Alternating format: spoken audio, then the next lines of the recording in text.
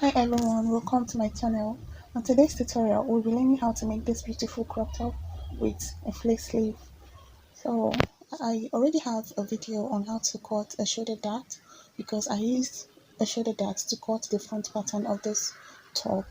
I will link that in the description box below so you can watch it and learn how you can cut your shoulder dart.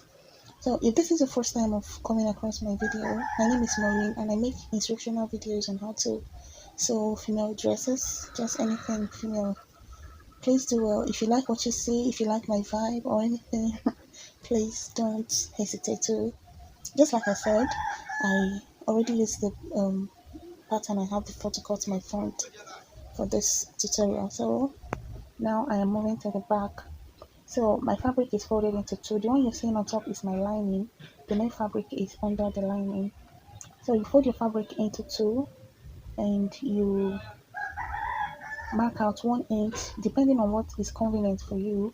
I usually use 1 inch for my zip allowance. So depending on what is okay for you to work with, you just mark that. You can use two, you can use 1.5, depending on how convenient 2 inches will be for you, or 1 inches or 1 inch. So whatever works for you. So I'm marking out my zip allowance. So after that, the back pattern is usually longer than the front pattern. So I'll be taking extra 1.5 inch from the top. So that half inch will be for joining to the front. So the extra 1 inch will now be joined to the back. The back is usually longer than the front. So I am taking 1 inch all the way across the pattern, the fabric. Now I'll connect my line.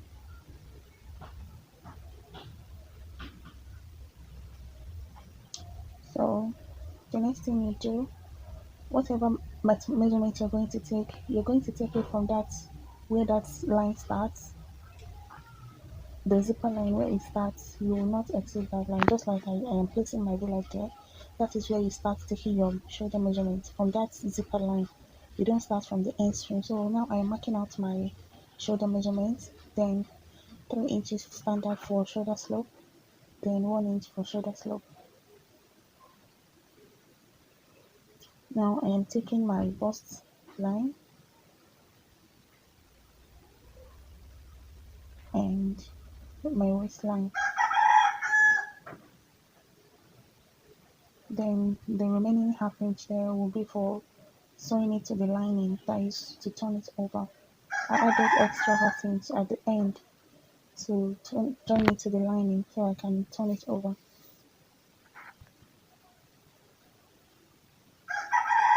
So now I'm taking my armhole line from the 1 inch I came down for shoulder slope. I'll connect my line. So now I've connected my line. The next thing I'll do now is to work on my armhole. Unlike the front armhole, you usually come in by half an inch, but here you don't come in by anything. You just get the midpoint of your armhole and place it there. Now you take your bust measurements and add whatever sewing allowance you're using. For me, I'm using half an inch. So you just join it to the midpoint. You don't need to come in by anything. Just as you can see me doing, you take your bust measurement and your sewing allowance, then you join it to the midpoint of your armhole. It's as simple as that. So your armhole is okay. Now you're done with your armhole. So moving on, the next thing we're going to do now is to putting in my nipple to nipple measurement divided into two. Then you connect your line.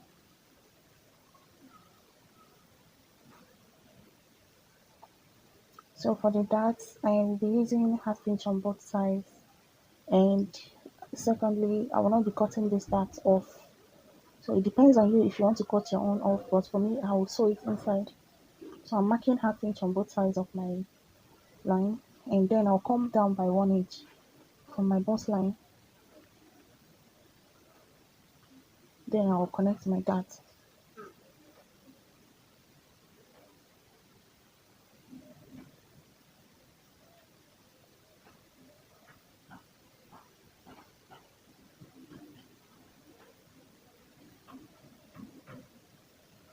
So my dart line is connected. I won't be cutting this off. I'll be sewing it inside. So it depends on you. If you want, you can cut yours off.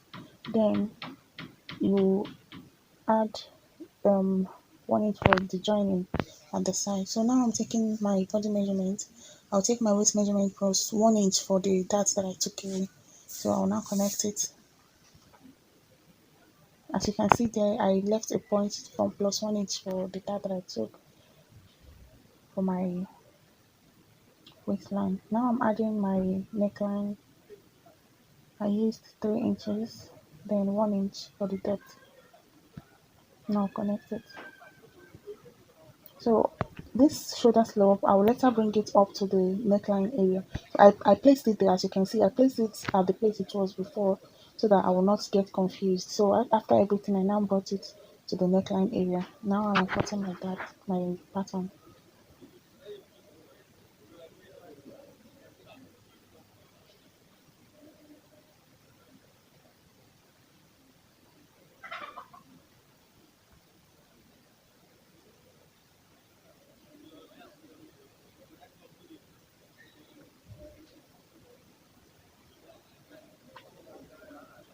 So to eliminate that zip bulge at the back, sometimes you notice there is always a zip bulge at the back.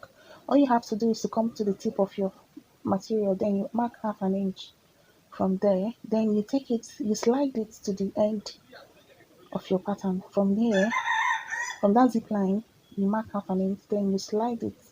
It's not a straight line, it's a slide. You slide it from that half inch to the end of your pattern.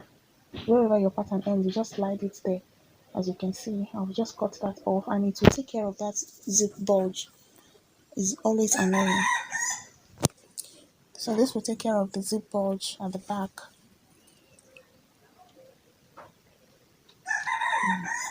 Now my back pattern is ready. Now I am notching my dart so it will be easier for me while sewing.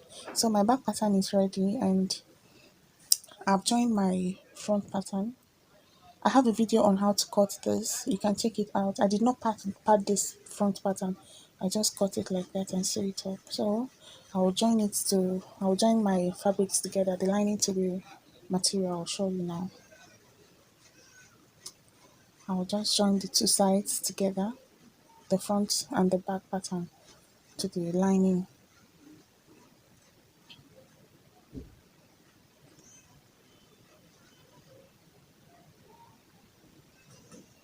So I finished joining my pattern. So this is the back.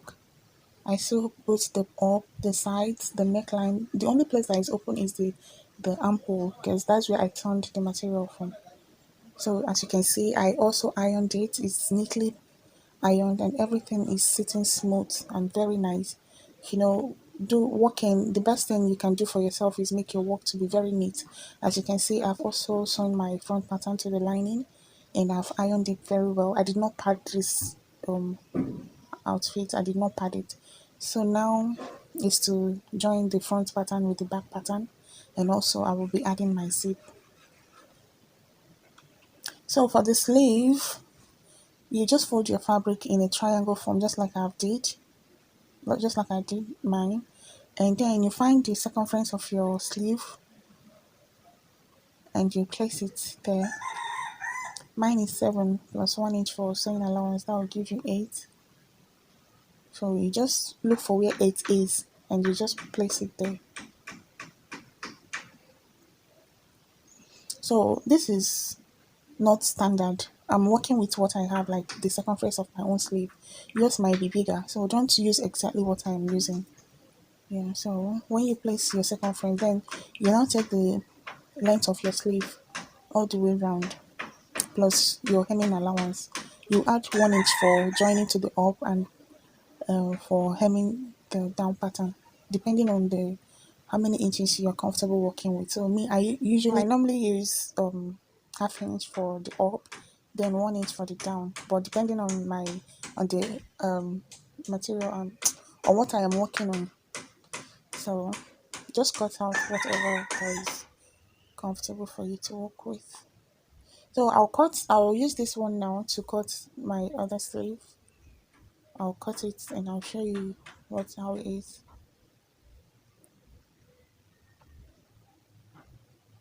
So I finished cutting it, and I also joined the both sides. I've hemmed the bottom, and I've also ironed it. So this is what it looks like. So now I'll join it to my pattern. So now I'll finish adding my zipper and my sleeve to my top. So this is the finished look. So it's as simple as that. So here is the sleeve, and this is the front side. Everything is neatly done, and here is the back. It's very, very, very lovely. So this is not for me. If not, I would have shown you how it fits, but this is what I did for a client. So here is the inside. Always remember to open press your seam allowances if you are not sewing, doing inner sewing, guys. If your stitches are not to be inside, so you always have to keep your work very neat, because it's also always a plus. Everything is neatly done. It's very simple. So thank you guys for watching. Until I see you on my next tutorial, be safe.